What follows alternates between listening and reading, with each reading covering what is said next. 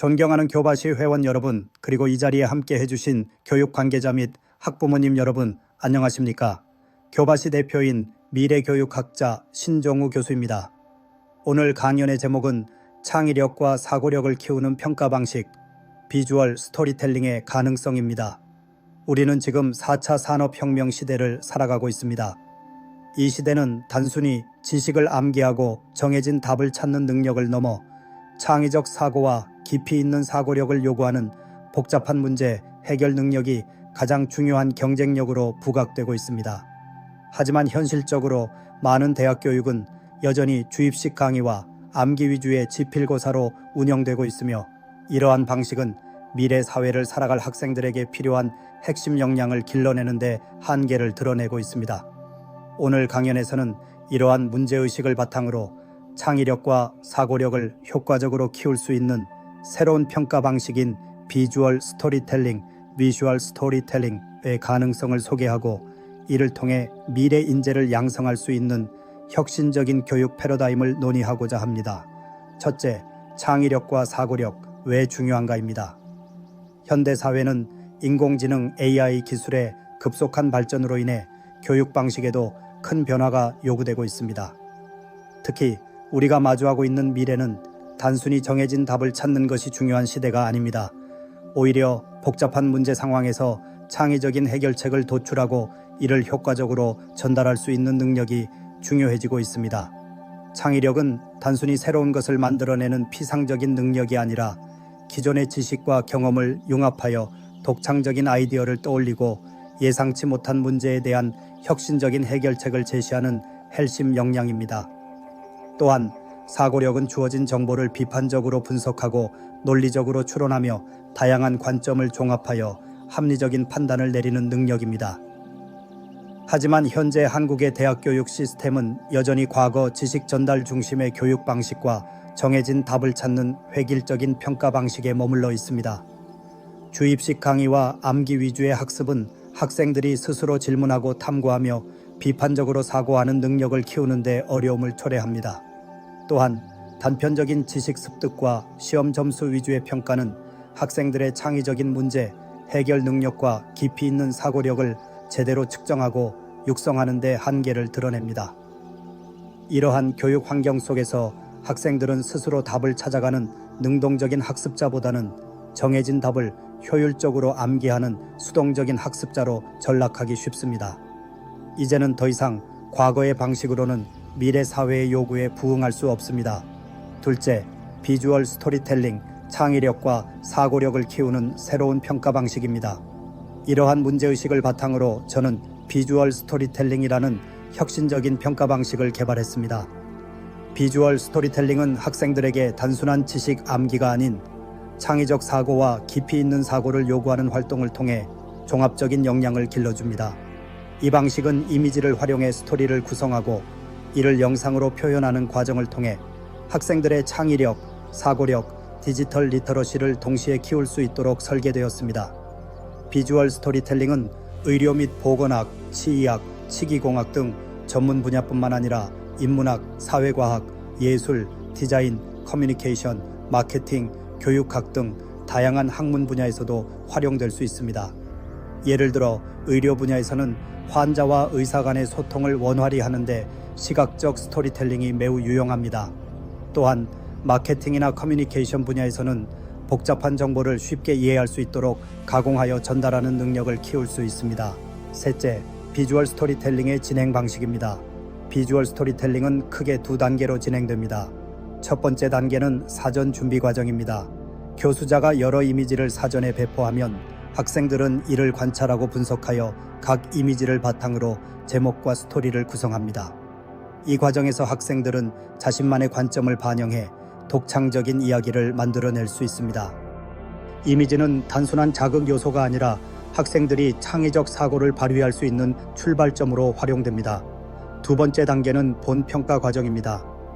학생들은 구성한 스토리를 영상으로 제작하여 자신의 유튜브 채널에 업로드한 후 해당 영상의 URL을 교수에게 제출합니다.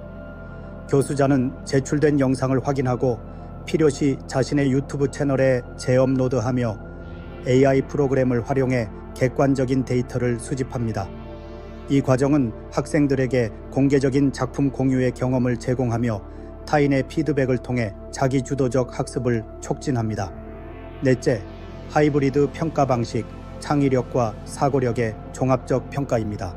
평가 방식은 교수자의 주관적 평가와 AI 프로그램의 객관적 평가를 결합한 하이브리드 방식으로 진행됩니다. 교수자는 학생들의 발표 영상을 직접 확인하고 창의성, 스토리 구조, 표현력 등을 종합적으로 평가합니다. 특히 스토리의 갈등과 해결 과정이 명확한지, 청중의 공감을 효과적으로 이끌어내는지를 중점적으로 살핍니다. 동시에 AI 프로그램은 언어적 요소, 문법, 어휘 사용, 비언어적 요소, 톤, 표정, 제스처, 논리적 흐름 등을 분석하여 점수를 부여합니다. 최종 점수는 교수자의 평가 60%와 AI 프로그램의 평가 40%를 합산하여 결정되며, 이를 통해 평가의 공정성을 높이고 주관성을 줄일 수 있습니다. 이러한 하이브리드 평가 방식은 단순히 결과물을 평가하는 데 그치지 않고 학생들의 창의적 사고와 깊이 있는 사고력을 종합적으로 파악할 수 있는 장점이 있습니다. 특히 인문학과 사회과학에서는 AI 프로그램이 텍스트의 논리적 흐름을 분석하고, 예술과 디자인에서는 시각적 요소와 스토리의 조화를 평가하는 데 활용될 수 있습니다. 다섯째, 비주얼 스토리텔링의 교육적 효과입니다. 비주얼 스토리텔링의 가장 큰 장점은 학생들의 창의성을 극대화할 수 있다는 점입니다. 동일한 이미지라도 개인의 관점에 따라 다양한 스토리가 생성되며, 이는 학생들의 개성을 존중하고 창의적 사고를 키우는 데 큰 도움이 됩니다. 또한 영상 제작과 유튜브 활용 과정을 통해 현대 사회에서 필수적인 디지털 리터러시를 자연스럽게 습득할 수 있습니다. 실생활에서도 이미지 분석, 스토리 구조화, 영상 제작 능력은 의료, 보건학, 치의학, 치기공학 등 다양한 분야에서 실질적으로 활용될 수 있습니다. 예를 들어 환자 상담에서 시각적 자료를 활용한 스토리텔링은 복잡한 의료 정보를 쉽게 설명하고 환자의 이해를 돕는 데 매우 효과적입니다. 또한 마케팅이나 커뮤니케이션 분야에서는 복잡한 정보를 시각적으로 가공하여 전달하는 능력을 키울 수 있습니다. 여섯째, 학문 분야별 적용 가능성입니다. 비주얼 스토리텔링은 다양한 학문 분야에서 활용될 수 있습니다. 예를 들어 인문학에서는 이미지의 사회적, 문화적 맥락을 분석하는 능력을 강화하고, 예술과 디자인에서는 창의적 아이디어를 도출하는 능력을 평가할 수 있습니다. 커뮤니케이션과 마케팅에서는 스토리텔링을 통한 메시지 전달 능력을 함양할 수 있고, 교육학에서는 학습자의 창의적 사고를 연구하고 촉진하는 데 활용될 수 있습니다. 의료 및 보건학, 치의학, 치기공학에서는 환자와의 효과적인 소통을 지원할 수 있습니다. 이러한 다방면의 적용 가능성은 비주얼 스토리텔링이 교육의 새로운 표준으로 자리 잡을 수 있음을 보여줍니다. 일곱째, 학생들에게 주는 조언입니다. 학생들은 먼저 이미지를 자세히 관찰하고 작은 디테일에도 주목해야 합니다. 평소에 사진이나 그림을 보며 자유롭게 이야기를 만들어보는 연습을 하는 것이 중요합니다. 기본적인 영상 촬영 및 편집 기술을 익히고 설정 갈등 해결의 기본 구조를 염두에 두고 스토리를 구성해야 합니다. 마지막으로 완벽한 정답이 없으므로 자신만의 관점을 당당히 표현하는 것이 중요합니다. 특히 인문학과 사회과학에서는 이미지의 사회적 문화적 맥락을 깊이 있게 고민하고, 예술과 디자인에서는 창의적 아이디어를 시각적으로 표현하는 법을 연습하세요. 커뮤니케이션과 마케팅에서는 메시지 전달의 효과성을 높이는 방법을 고민하고, 교육학에서는 학습자의 관점에서 스토리를 구성하는 연습을 해보세요. 여덟째, 비주얼 스토리텔링의 도입을 위한 준비와 지원입니다. 비주얼 스토리텔링을 성공적으로 도입하기 위해서는 학생들과 교육자 모두에게 적절한 준비와 지원이 필요합니다. 일부 학생들은 영상 제작이나 디지털 툴 활용에 익숙하지 않을 수 있으므로 사전 튜토리얼 제공 또는 기술적 워크숍 개최가 필수적입니다. 또한 학교 차원에서 학생들이 접근할 수 있는 디지털 장비와 소프트웨어를 지원한다면 학습 격차를 줄이는 데 큰 도움이 될 것입니다. 더불어 교수자들도 비주얼 스토리텔링의 평가 기준과 진행 방식에 대해 충분히 숙지하고 학생들의 창의적 사고를 존중하면서도 객관적인 기준을 유지할 수 있도록 교육받아야 합니다. 이를 위해 교육기관에서는 교수자 대상 워크숍이나 세미나를 정기적으로 개최하여 비주얼 스토리텔링의 효과적인 실행 방안을 공유하는 것이 중요합니다. 아홉째, 비주얼 스토리텔링의 확장 가능성과 미래 전망입니다. 비주얼 스토리텔링은 단순한 평가 방식을 넘어서 교육의 혁신적 모델로 자리매김할 가능성이 큽니다. 예를 들어 온라인 학습 플랫폼과의 연계를 통해 글로벌 학습자들과의 협업 프로젝트를 진행하거나 다양한 문화적 배경을 가진 학생들이 공동으로 스토리를 구성함으로써 국제적 감각을 키울 수 있습니다.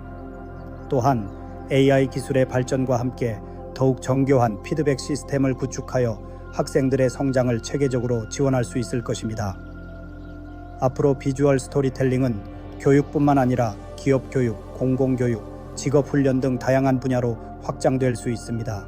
특히 조직 내 문제 해결 능력과 혁신적 사고를 요구하는 직무에서는 비주얼 스토리텔링이 중요한 교육 도구로 활용될 것으로 기대됩니다. 이처럼 비주얼 스토리텔링은 단순한 교육 방식의 변화를 넘어 미래 사회를 위한 핵심 역량을 길러내는 강력한 도구로 자리 잡을 것입니다. 결론으로 비주얼 스토리텔링의 미래와 기대 효과입니다.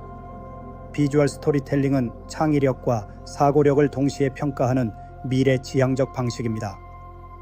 이 방식은 교육의 패러다임을 전환하고 학생들의 자기주도적 학습과 협업 능력 향상에 기여할 것으로 기대됩니다.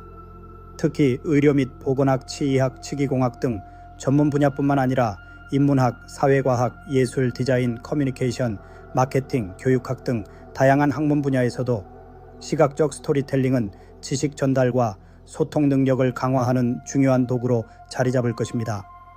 앞으로도 비주얼 스토리텔링은 다양한 학문 분야와 산업 현장에서 활용될 가능성이 크며 미래 교육의 새로운 모델로 자리매김할 것입니다. 오늘 이 자리를 통해 한국 대학 교육의 혁신적 변화에 대한 논의가 활발히 이루어지길 기대합니다. 경청해 주셔서 감사합니다.